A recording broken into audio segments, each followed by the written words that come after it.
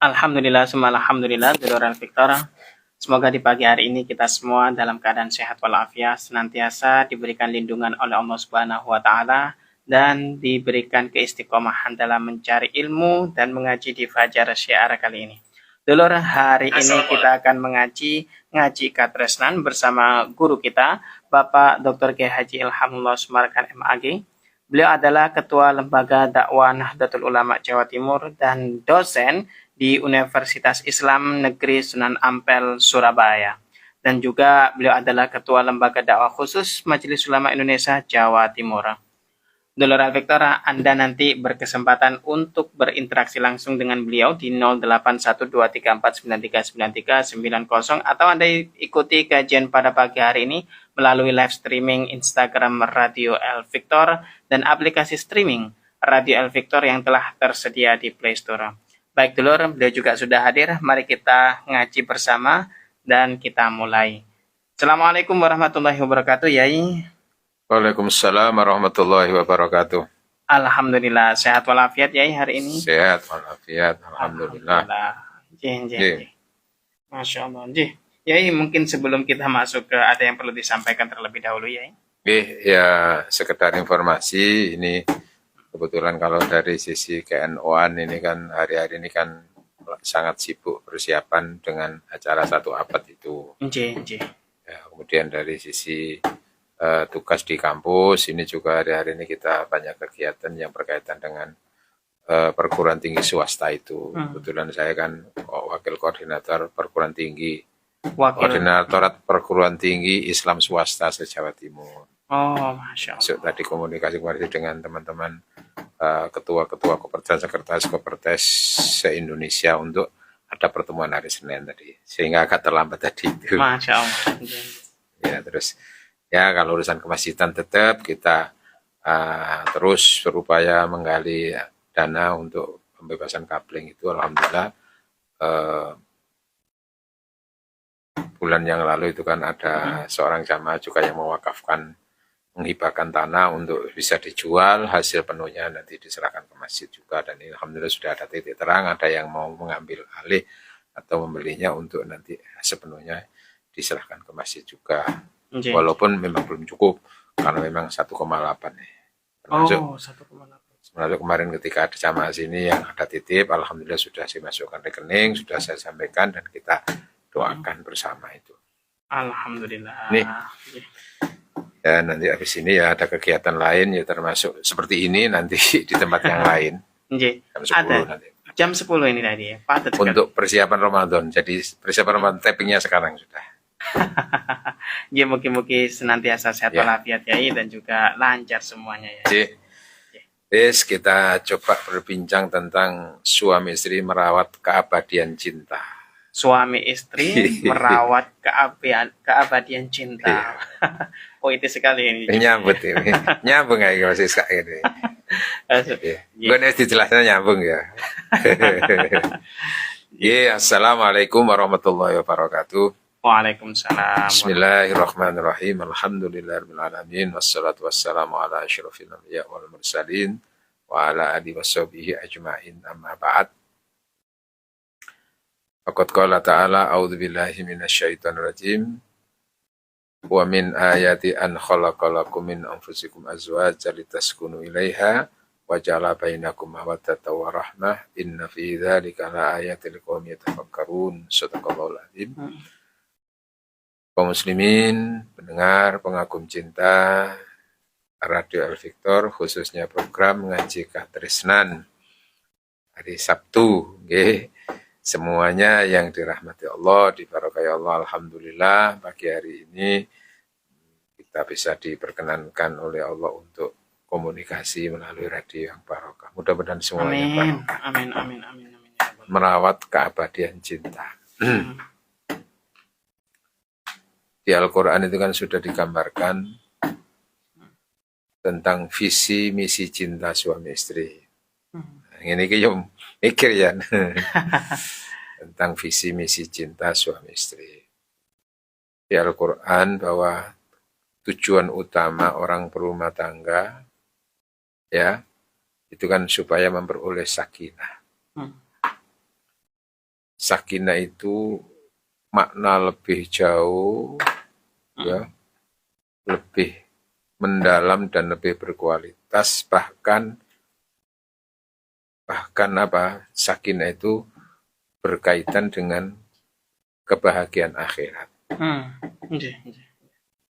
ketentraman dan keselamatan akhirat, ya, kenyamanan, ketentraman yang berujung kepada keselamatan akhirat, itu sakinah. Inilah sebetulnya tujuan utama itu. Nah, kehidupan akhirat itu kan kehidupan yang abadi, sehingga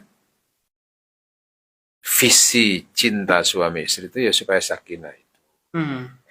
Untuk mencapai sakinah sebagai tujuan utama dalam berumah tangga itu ada misi atau modal yang perlu diaplikasikan, yaitu cinta mawaddah dan cinta rahmah. Ya, cinta mawaddah dan cinta rahmah. Ini modal keduanya itu. Modal untuk menggapai sakinah. Menggapai sakinah. Iya. Ini maksudnya begitu. Jadi tujuannya kan supaya sakinah, wa ja'ala bainakum, lalu Allah menjadikan di antara kami itu mawaddatan wa rahmatan, rasa cinta mawaddah dan rasa cinta rahmah. Untuk menggapai sakinah itu. Nah, apa perbedaan antara mawaddah dan rahmah? Jadi begini. Mawaddah itu cinta yang lebih bersifat lahiriah. Mawaddah itu cinta yang lebih bersifat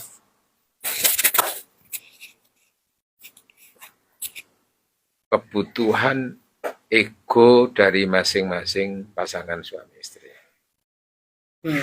Lebih ke egonya ya? Iya, lebih kepentingan yang mencintai untuk mendapat dari yang dicintai. Mawaddah itu juga lebih cenderung kepada cinta yang berangkat faktor nafsu. Ya, bahkan itu yang dominan. Lebih dominannya ya.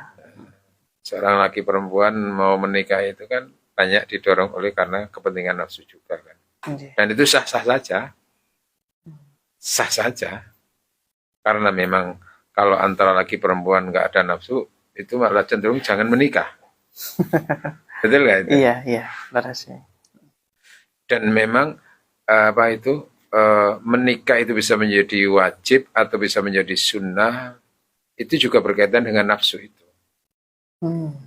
Jadi menentukan sunnah atau tidaknya itu nanti nafsu. Juga itu kekuatan nafsu tadi itu. Seberapa kalau dia dengan tidak menikah itu dia yakin akan berbuat zina, berbuat dosa, berbuat maksiat, maka ketika itu menikah itu menjadi wajib.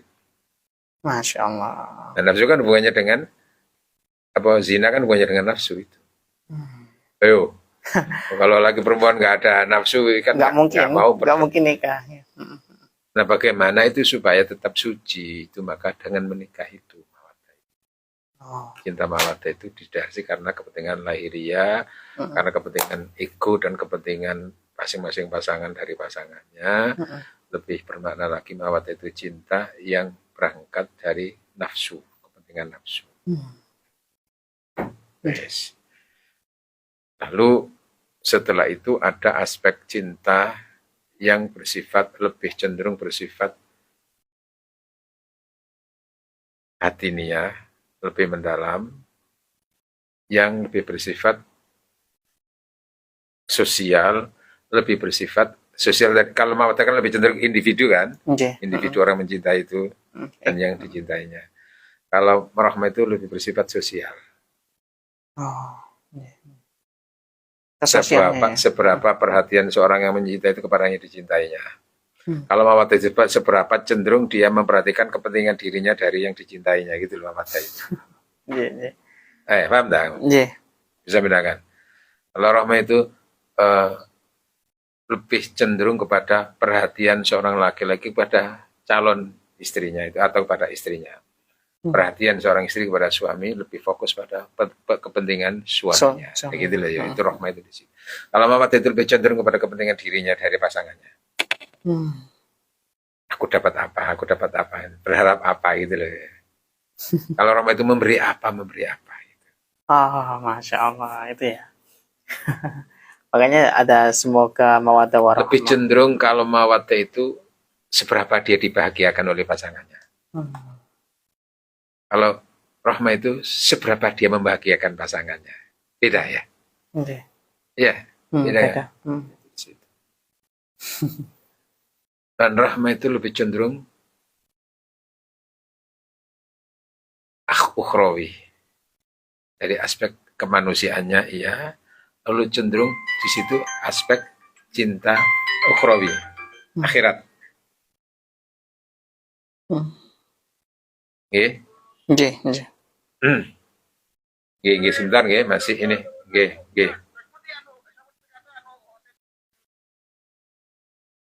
Nggih, iki masih saya sedang siaran, Mbak nggih.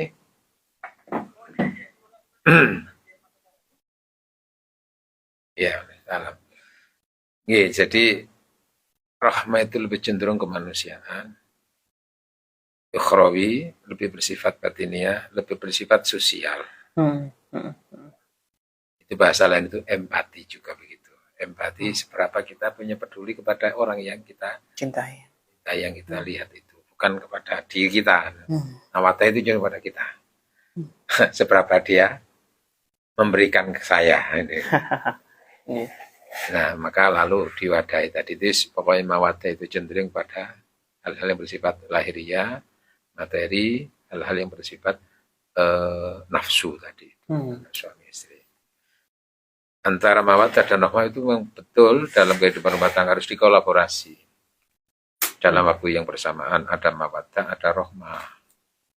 Kalau hanya ada mawaddah saja, ya ada mawaddah antara suami istri itu, lalu tidak diimbangi dengan rahmah, ketika kepentingan mawaddahnya itu tidak terpenuhi, maka cenderung emosi. Karena hilang ke aspek kemanusiaannya, emosi terus ngamuk kayak ada kasus seorang artis itu menampar, ya memukuli kepada pasangannya karena kepentingan nafsunya nggak terpenuhi. Halo, betul? Iya, betul saya. Tapi ketika itu ada dominasi rahmah, ketika kepentingannya nggak terpenuhi, dia mungkin akhirnya bisa menahan diri. Ya Allah, tidak sampai berbuat kasar gitu loh. Apalagi sampai menonjok, sampai berdarah pada itu gitu ya. Ya, gitu kan. Kenapa rahmahnya di situ yang membungkus? Ketika kepentingan dari pasangan itu tidak terpenuhi karena akibat ulah pasangannya tadi itu, dia tidak langsung main hakim sendiri. Tapi kalau karena rahmah itu muncul di situ ada aspek itu tadi, manusianya kembalinya kepada Allah nanti kayak apa. Nah itu loh rahmah itu di situ. Ketika cenderung mawaddah saja, ya tadi itu cepat hilang, cepat bosan, cepat, pokoknya macam gitu loh ya. Karena dilapisi nafsu gitu tadi. Itu tadi karena persoalannya dia mendapat apa dan ketika tidak mendapat ya tadi itu bisa hilang. Iya, jadi bahasa lain itu mawaddah itu dilambangkan dalam bentuk memberi untuk mendapat. Jadi sehingga mawaddah itu adalah memberi untuk kepentingan yang diberi. Dia memberi supaya dia dapat. Ya paham ya? Iya. Suami memberi kepada istri untuk dia mendapat dari istri. Dan itu dibenarkan, memang itu kerjasama yang bagus, memang begitu. Untuk mendapat ya beri dulu lah, gitu loh intinya begitu. Seorang istri juga begitu, memberi pelayanan kepada suami supaya dia juga dapat dari suaminya. Kalau rahmah itu memberi untuk yang diberi kepentingannya. Paham ya? Memberi untuk yang diberi, memberi untuk kebahagiaan yang diberi. Murni itu daya ya, kalau rahmah sendiri itu ya. Dan ketika rahmah itu bahagianya itu ketika ia bisa membahagiakan yang dibahagiakan. Masya Allah. Kan kalau mawaddah itu kan bahagia ketika ada mendapat dari yang dari yang beri. Ketika nggak mendapat, akhirnya gak kepengen memberi gitu lah. Opo kene ngekek tok kono kata ngekek. Iya. Ya, dan lebih gampang lagi kita terima itu contohnya adalah orang tua kepada anak. Oke. Seberapa kebahagiaan anak, disitulah kebahagiaan orang tua. Masya Allah. Demi anak memberi apa saja, dikorbankan, yang penting anak selamat, yang penting anak bahagia. Oke. Dan ketika itu tidak pernah peduli dengan aku akan dapat apa dari anak, gitu loh. Masya Allah. Itu rahmat ya. Iya.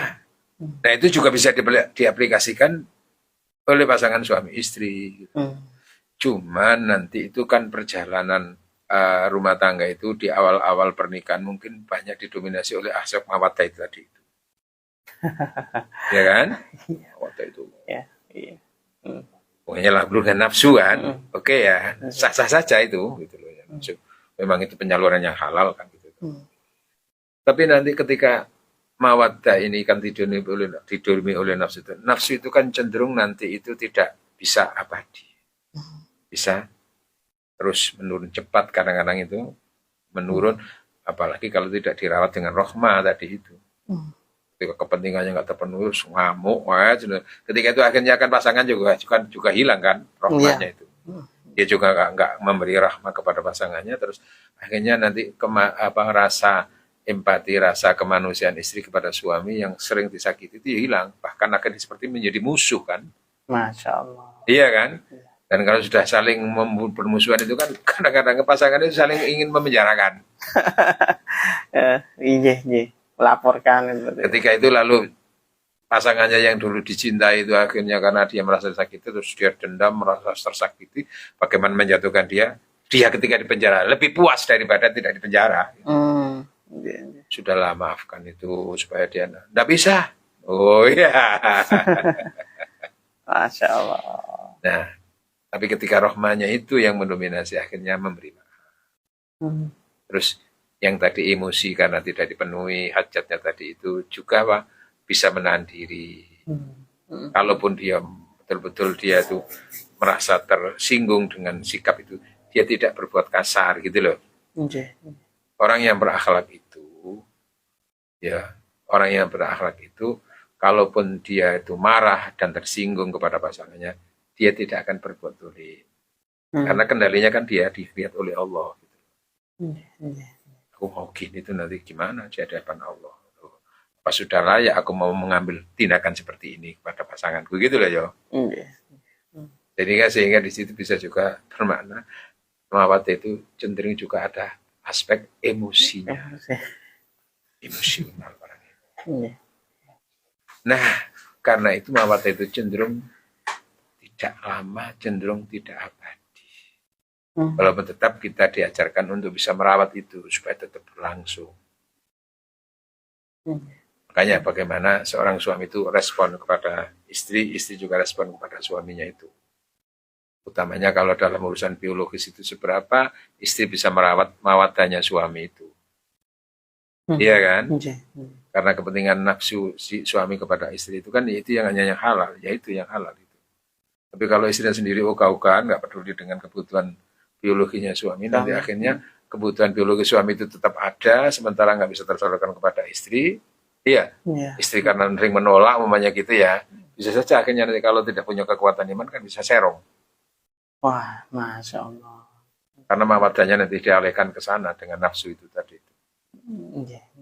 Sehingga suami bosan di rumah. Sehingga ketika itu di depannya istri sudah tidak cantik lagi, tidak menarik lagi. Kenapa? Karena sering menyakiti, sering menyinggung, ya kan, gitu dah. Iya gitu. Maka istri harus merawat juga itu. Suami juga begitu merawat, bagaimana kepedulian seorang suami kepada istri juga akan bisa menjaga mawaddahnya seorang istri kepada suami, termasuk hubungannya dengan nafsu tadi. Jadi akhirnya nanti itu antar suami istri itu nafsu itu juga harus dirawat dengan rahmat tadi itu. Kalau hanya emosi saja, udah bisa hilang nanti itu ketertarikan suami kepada istri dan ketertarikan istri. Istilah akhirnya apa? Mas, itu kok kayak ngono. Akhirnya karena sudah ngono itu nanti akhirnya lanang itu hilang nafsunya. Iya. Sebagaimana kalau istri itu disakiti terus oleh suaminya, jadi kan nggak ada nafsu juga sama suami. Karena makanya yang ada tersinggung, mangkel tuh istri. Kalaupun dia melayani itu karena terpaksa, nggak bisa merasakan gitu loh. Nggak merasakan bahagia nggak bisa. Tapi kalau dikelola ini bagaimana kemanusiaannya, pedulinya, saknone muncul. Merasa sama-sama mendapatkan perhatian kan di situ. Jadi untuk merawat keabadian cinta itu adalah ini yang mendominasi adalah rohmahnya itu nanti. Mawaddah itu cenderung untuk fluktuatif, bisa datang dan pergi, bahkan akhirnya sudah kalau punya nafsu itu dalam usia tertentu kan sudah nggak ada nafsu. Kalau sudah umur 65, 70 pasangan suami istri itu kan ketika itu kan mungkin sudah nggak dari sisi nafsu lagi. Apalagi istri pada suami mungkin sudah nggak melihat dari sisi nafsu biologisnya tadi itu. Iya kan? Walaupun mungkin yang laki-laki itu umur 70 masih bernafsu ya. Tapi persoalannya kan nanti kan di situ mungkin tidak bisa diimbangi oleh istrinya.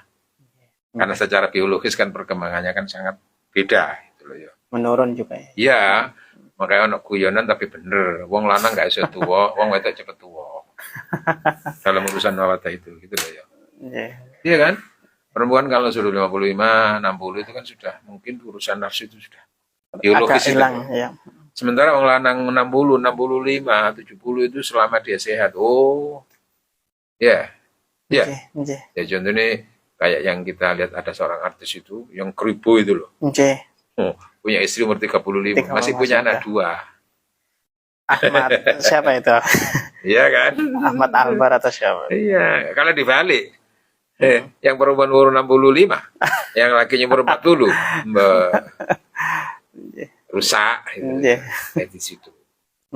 Nah inilah makanya yang namanya nafsu itu, mawaddah itu cenderung untuk cepat berubah, cepat berkurang.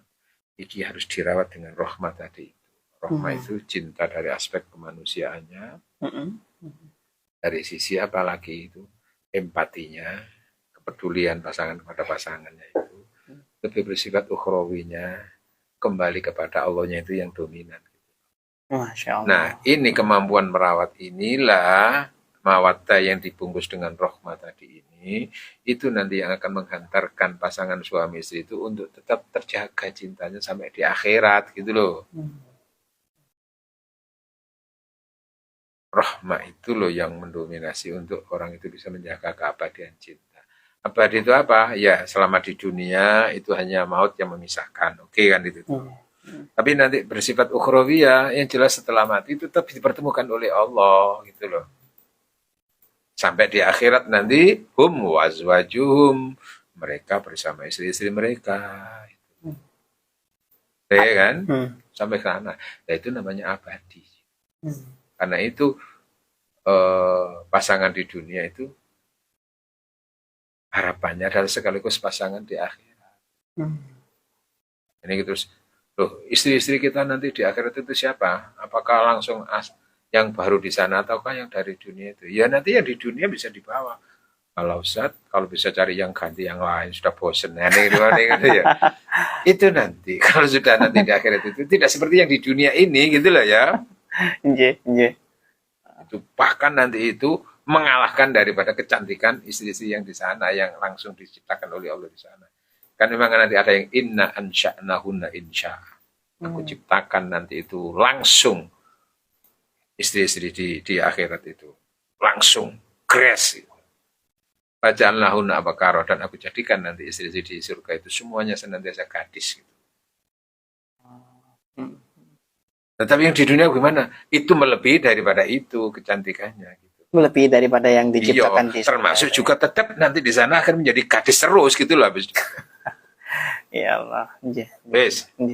Artinya untuk mawaddah ini memang hitungannya seperti logika ya dalam percintaan itu. Hitung-hitungan begitu ya. Ada kepentingan itu. Ketika kepentingan itu tidak dipenuhi terus rahmat tidak membungkusnya ya sudah. Hilang gitu lah cintanya itu. Artinya rahmah ini harus memang mendominasi, membungkusnya itu karena itu yang dilimpahkan oleh Allah kepada manusia itu ya melalui rahmanya tadi itu. Maka Rasul juga mengajarkan kita sekat itu dengan Rasul kan oleh Allah kan sudah ditentukan wa ma'arsalaka ila rahmatan, rahmah itu. Nah hidup itu juga perlu untuk diselimuti oleh rahmah dari Allah Subhanahu wa taala. Rumah tangga juga begitu. Maka kita bicara tentang apa? Rumah tangga, kehidupan rumah tangga yang dipayungi rahmat Allah. Suami istri yang mendapatkan sholawat dari Rasulullah. Masya Allah. Baik. Ya ini karena waktunya juga terbatas. Ini kita langsung ke pertanyaan dari dulur Al-Victor. Ya, ada yang sudah masuk, Yai. Ini pertanyaan pertama, Yai, bagaimana menyikapi suami yang gampang tersulut amarah, baik perkataan dan perbuatan, ya juga keras. Kalau saya keliru berucap, dia tak segan berlaku kasar. Aku sampai lebih diam saja, ya kan? Iya. Dan rasanya itu ndak enak gitu ya, ngempet nyesek ya sendiri. Padahal rumah tangga kan harusnya saling diskusi, saling bercanda. Tapi dalam rumah tanggaku ini sunyi senyap. Kami juga belum dikarunia anak 10 tahun. Rasanya kudu pingin bisa mawon. Terus dia itu. Ya tadi ini. Jadi mawat itu kayak cinta kayak semacam gas gitu ya. Maka saya kepingin kan nggak nafsu kan gitu. Iya. Nah ini harus ada apa remnya gitu. Rohma itu loh remnya itu. Oh, rohmanya itu remnya. Pendinginnya ya rohma itu. Jadi mawat itu cenderung kayak anak dipanasi terus ini kan itu. Nah emosi itu juga bagian daripada tadi itu yang membungkus kadang-kadang cinta rohma apa cinta mawat ya karena tadi itu karena kepentingan. Nah, ketika pasangan itu seperti itu, sudah isinya itu emosi, tok muangkal, tok ngamuan ini. Ya maka nanti di sini istri itu sudah mawadahnya akhirnya hilang kepada suami. Nafsu juga hilang, bahkan kadang-kadang muak kan gitu toh. Ketika sudah muak itu kan nggak lihat ganteng kok ganteng kan gitu. Kelakuannya kayak ngono gitu. Nah, itu kalau tidak diimbangi oleh rohmanya istri, jadi itu cenderung buyar lu ngono gitu loh ya. Akhirnya termasuk ngalah barang itu bagian daripada rahmat. Kalau dia sendiri yang mengedepankan emosinya dan mawadahnya tadi itu kalau sudah itu kan hilang mawadah juga tuh karena sudah emosi ya cenderung dia melawan. Termasuk kalau nggak begitu ya sudah tadi itu dia ndak mau ndak lagi kepada suami seperti itu. Nah dalam hal seperti ini ya jenengan perbanyak istighfar nggih. Banyak istighfar, mohon kekuatan dari Allah Subhanahu wa taala, ya. Doa, salat, nungano pujo supaya hatinya diberi kelembutan oleh Allah. Termasuk juga barangkali pada saat-saat tertentu sikap jenengan itu membuat seorang suami juga emosional. Juga itu harus ditelat dianu juga gitu loh ya. Ya juga harus dijadi perhatian gitu. Perhatikan juga ya. Seberapa kita juga emosional atau tak itu juga mempengaruhi pasangan. Tapi kalau kita sudah betul-betul terus ngalah, sudah rendah hati, sudah katanya juga sudah apa lebih rendah tutur katanya dibanding dengan suami kok tadi seperti itu suaminya ya memang berarti karakternya suami seperti itu. Angel ngono iku. Wis ngono iku sing iso nato atine ya Allah. Dipasrahkan kembalikan kepada Allah. Ultuf ya Allah lembutkanlah hati suami saya ya. Ya Allah. Sebagaimana Engkau beri kekuatan hati saya untuk bisa menjadi semakin lembut dan terus perbanyak istighfar, barangkali itu bagian daripada teguran dari Allah. Jenengan dulu ketika menikah itu mungkin nggak begitu peduli dengan akhlaknya. Allahu Akbar. Atau memang dulunya nggak tahu, tapi tidak mau tahu gitu loh ya. Kan ada istilahnya proses fadhar, pilihlah itu berarti kan kita diberi kesempatan untuk memilih dulu, untuk meneliti dulu. Itu namanya observasinya. Observasi dan penelitian dalam cinta itu kan begitu. Nah karena kita kan cenderung waktu itu ganteng, cocok ini keluarga ini lahiriah saja. Nah aspek ini tadi mungkin terabaikan sehingga di situ Allah aspek istikharahnya kepada Allah itu. Nah kita perlu bicara tentang istikharah batiniah, istikharah lahiriah dan batiniah itu penting dalam hal menentukan cinta.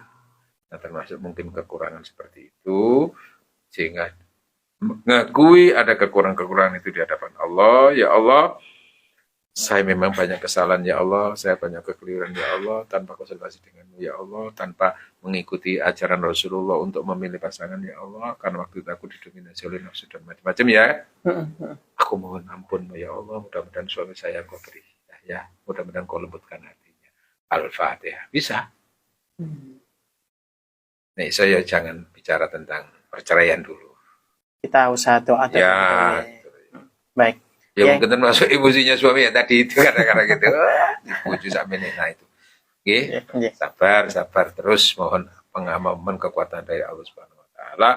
Tapi kalau sudah begitu tetap dizalimi dan nggak kuat, ya sudah, bercerai itu jalan terakhir gitu nggih. Baik. Lanjut Yai, satu pertanyaan untuk yang terakhir ini. Yang pertama mengenai apakah ketika waktu istri ini menolak hubungan, apakah dilaknat oleh malaikat? Dan yang kedua, bagaimana menyikapi suami yang perhitungan, Yai?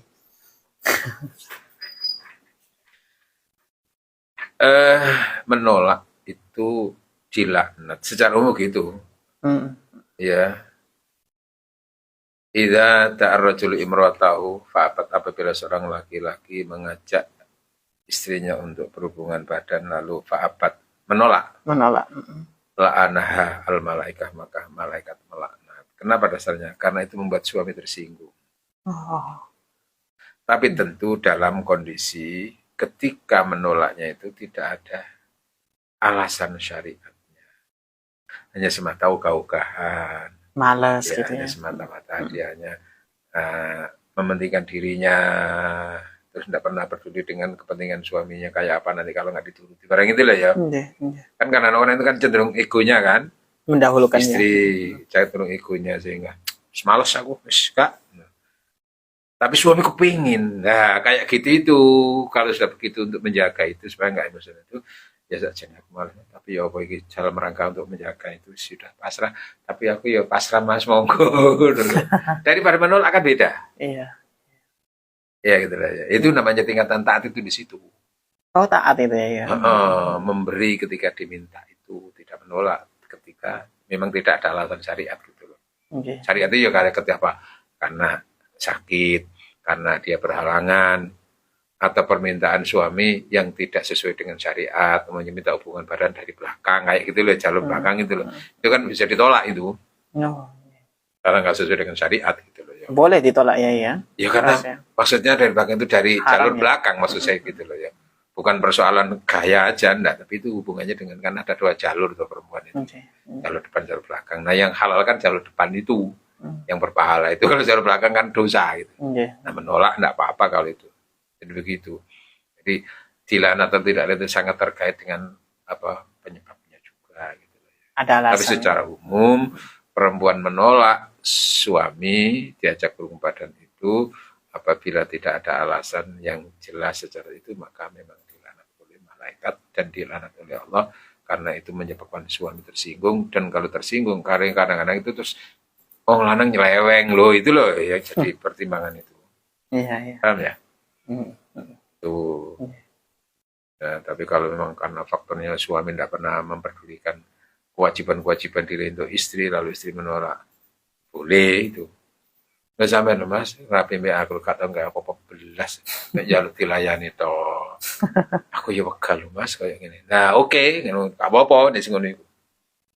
Karena apa? Suami tidak pernah mempedulikan kewajiban untuk istrinya, istri menolak nggak apa-apa. Ya. Lalu perhitungan itu. Ya memang itu yang namanya perhitungan itu kan namanya kan suami bakhil. Gitu. Iya pelit lah gitu. Jadi gini, tentu perhitungannya itu ada perhitungan yang manusiawi, yang wajar, ada perhitungan yang tidak manusiawi. Dalam arti perhitungan itu mengukur gitu loh. Kebutuhannya istri, kemampuannya suami kayak apa, terus nanti kalau itu semua keinginan istri itu dipenuhi, apa nanti akibatnya, itu perlu perhitungan itu. Aku tidak memberi bukan karena tidak mampu apa yang diminta oleh. Tapi persoalannya kalau semua keinginan diberi itu cenderung dia. Nah, iya kan? Ketika itu suami mengendalikan diri. Tapi karena itu dianggap oleh istri nggak memenuhi, dianggap perhitungan gitu lah ya. Masya Allah. Iya kan? Kan tetap yang namanya suami kan juga perlu mengendalikan. Tapi kalau perhitungannya itu memang karena itu kebutuhannya istri, itu juga tuntutan rumah tangga. Lalu suami sebetulnya mampu, lalu karena bakhilnya sehingga memberi tidak sesuai dengan kebutuhan, yaitu suami yang bakhil gitu itu, yang perhitungan itu seperti itu. Jadi memberinya itu sesuai dengan kadar kebutuhan dan kadar kebaikan istrinya dan keluarganya itu. Juga disesuaikan dengan kemampuan. Penting ya perhitungannya itu. Kenapa? Kalau di Al-Quran secara umum kan dinyatakan apa ya? Wala tubadir tabdiro, kamu kalau juga nggak boleh boros-boros sampai tingkatannya itu membadirkan sesuatu. Terus kamu juga tidak boleh kulal, pasti selonggar-longgarnya semuanya dibrekno, katakan begitu itu. Sebagaimana juga kamu dilarang untuk apa? Sepelit-pelitnya itu tadi itu. Tengah-tengah gitu. Cari itu. Kenapa selonggar-longgarnya, nanti khawatir juga istri itu tidak bisa mengendalikan diri, akhirnya nanti bisa dipakai gunakan gitu ya. Ya, jadi memang sangat relatif. Ukuran perhitungan tadi itu kalau sekiranya untuk kebaikan itu tidak apa-apa. Tapi kalau dengan perhitungan itu bermakna pelit sehingga mestinya harus diberi tapi tidak diberi, maka suami ini yang tidak baik. Kalau sudah seperti itu apa? Perbanyak istighfar. Masya Allah. Istighfar istri itu, ya Allah, aku bojoku, ya Allah, mudah-mudahan barangkali ini karena faktor kesalahan saya, karena kekurangan saya, sehingga aku ditegur Allah melalui suami saya. Bisa begitu. Artinya untuk suami ini boleh. Sehingga nanti itu akhirnya kekayaan itu bukan lihat kekayaan itu, tapi seberapa kaya hati itu. Gitu, Allah. Ganggu suaminya kaya, penghasilannya Iya. banyak. Kan nggak cerminan. Kenapa? Oh ternyata kaya, apa itu memang untuk dirinya sendiri, bukan untuk istrinya kok. Bahkan kadang-kadang kepada istri nggak begitu memberi, tapi kepada orang lain malah memberi, ya kan? Ada yang begitu, iya kan? Akhirnya nanti di situ kepada kekayaan hatinya itu yang menentukan itu. Ya duit gak nyacat akeh, tapi kayak karu-karuan wis sembuh. Iya kan? Allah. Penyeleweng, kiobelo itu loh ya. Maka akhirnya nanti intinya kekayaan bukan jaminan. Yang menjadi adalah kekayaan Hati. yang dibungkus dengan kekayaan hati, kelomanan hati, itu hubungannya dengan akhlak. Komnya di akhlak ya. Iya, nah, kaya sendiri kalau nggak ada akhlaknya kan nyeleweng kan itu. Termasuk bahkan kekayaan bisa untuk menyakiti istrinya. Masya Allah. Yai, waktunya juga. Sebenarnya menarik ini. Masya Allah. Istighfar yang banyak. Karena itu jauh-jauh hari itu Rasul sudah menekankan proses pertimbangan pertama itu akhlak dan akhlak. Ya, artinya boleh orang melihat karena gantengnya, karena cantiknya, karena hartanya, tapi jangan berhenti di situ. Filter akhirnya nanti adalah di akhlaknya dan agama. Karena ini yang paling menjamin untuk orang bisa abadi cintanya dan bisa lestari, sekaligus bisa memperoleh kebahagiaan dalam cinta itu ya di situ. Terima kasih. Pergi ke Pondok Jati beli kurma. Bukanlah kurma di Pondok Jati. Maksud hati ingin berlama-lama. Ya, paket baju dikirim ke Jakarta. Ya, namun waktu jua yang membatasi pertemuan kita. Maka makan durian bersama seorang kekasih. Cukup sekian. Terima kasih. Bersama kekasih terbang ke Eropa. Terima kasih, sampai jumpa pada waktu dan gelombang yang sama. Ihdinas siratal mustaqim. Wassalamualaikum warahmatullahi wabarakatuh.